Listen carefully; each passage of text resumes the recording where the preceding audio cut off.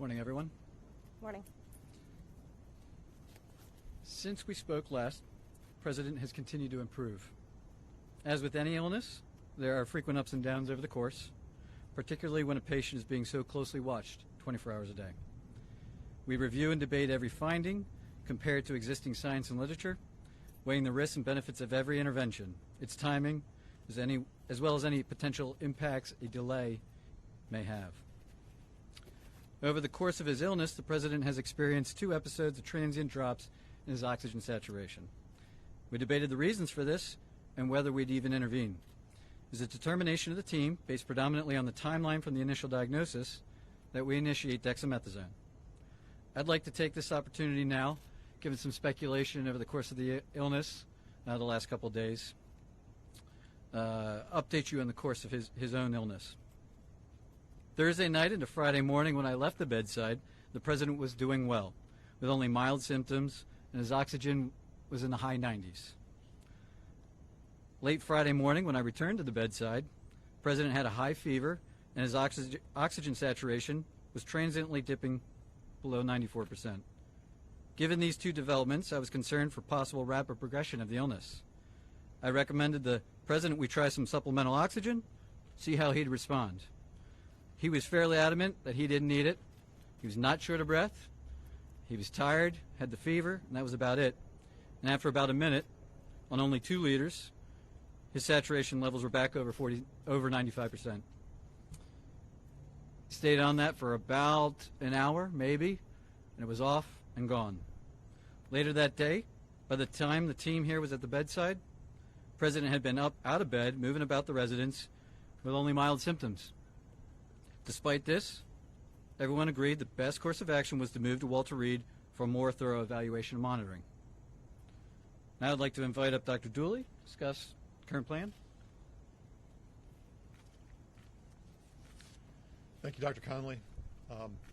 Before I begin a brief clinical update on the President's condition, I do want to reiterate my comments from yesterday regarding how proud I am to be a part of this multidisciplinary, multi-institutional team of clinical professionals behind me, and what an honor it is to care for the President here at Walter Reed National Military Medical Center. Regarding his clinical status, the patient continues to improve. He has remained without fever since Friday morning. His vital signs are stable.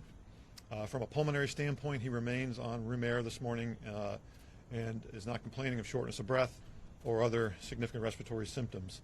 He's ambulating himself, walking around the White House Medical Unit without limitation or disability. Our continued monitoring of his cardiac, liver, and kidney function demonstrates continued normal findings or improving findings. And I'll now turn it over to Dr. Garibaldi from Johns Hopkins to talk about our therapeutics and, again, our plan for the day.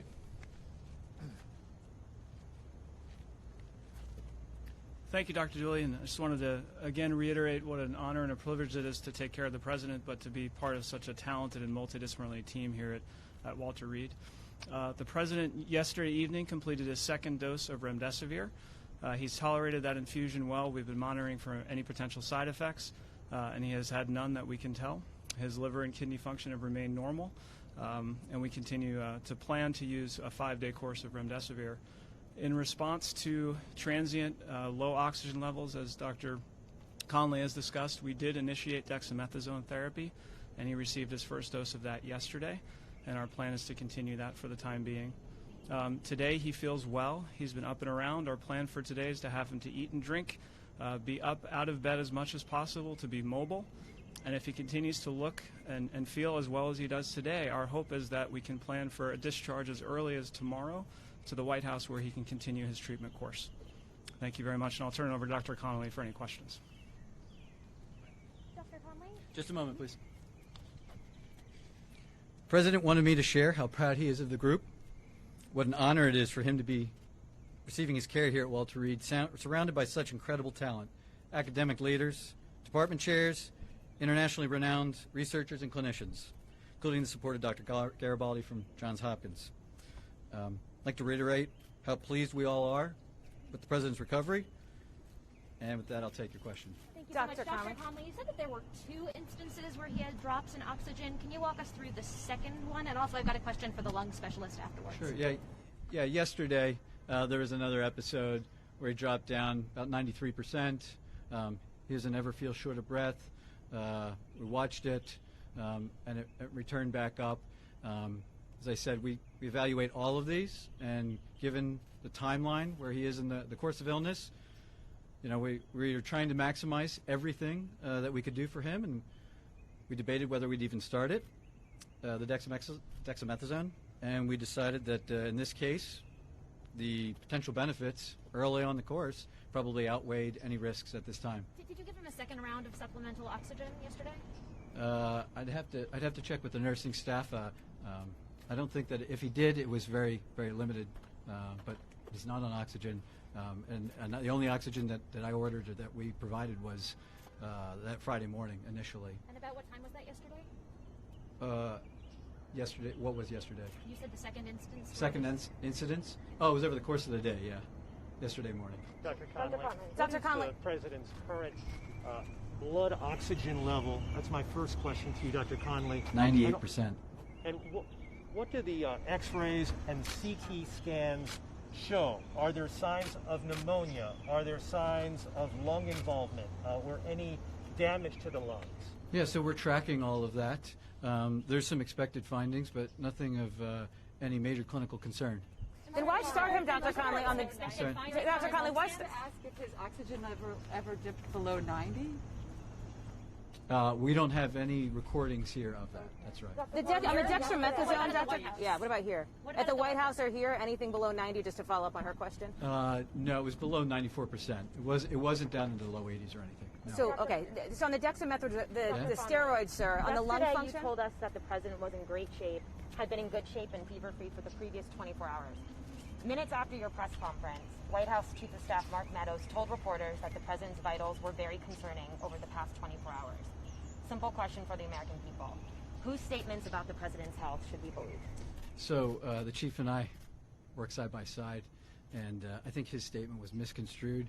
What he meant was that 24 hours ago, when he and I were checking on the president, that there was that momentary episode of the high fever and that temporary drop in the saturation, which prompted us to act expediently to move him up here. Fortunately, that was really a very transient, limited episode. A couple hours later, he was back up, mild again. I'm not going to speculate what that limited episode was about so early in the course, but he's doing well. What are the expected findings on his lungs, and why is the president not wearing a mask in the videos and photos that have been released? Well, the president wears a mask anytime he's around us, and we're all wearing our N95s, full PPE. He's the patient, and when we can, when he'll move out into to public, we move him out and around other people that aren't in full PPE.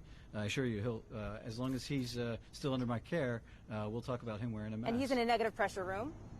And the room is negative pressure? I'm not going to get into the specifics of his care. And can you answer the questions on the lung function? The lung function question, Dr. Conley? I'm sorry? The lung function question. Can you talk about that and what these expected I findings? would just share that, like every patient, we perform lung spirometry on him, and he's maxing it out. We told him, see what you can do, and it's over 2,500 milliliters each time. He's doing great. Yeah. But are your scans showing any irregularities in his lungs? Are there any obesities? Are there anything? To disclose that the president had been administered oxygen. It's a good question. Thank you. I was trying to reflect the upbeat attitude that the team, the president, that his course of illness has had. I didn't want to give any information that might steer the course of illness in another direction, and in doing so, it came off that we were trying to hide something, which wasn't necessarily true. So here I have it. He is the fact of the matter is that he's doing really well. He is responding, and as the team said, if everything continues to go well, we're going to start discharge planning back to the White House. That's it. Thank you, folks. Dr. Conley, on his lung scans. This is again. You did this yesterday. Can you please explain what you found on his lung scans?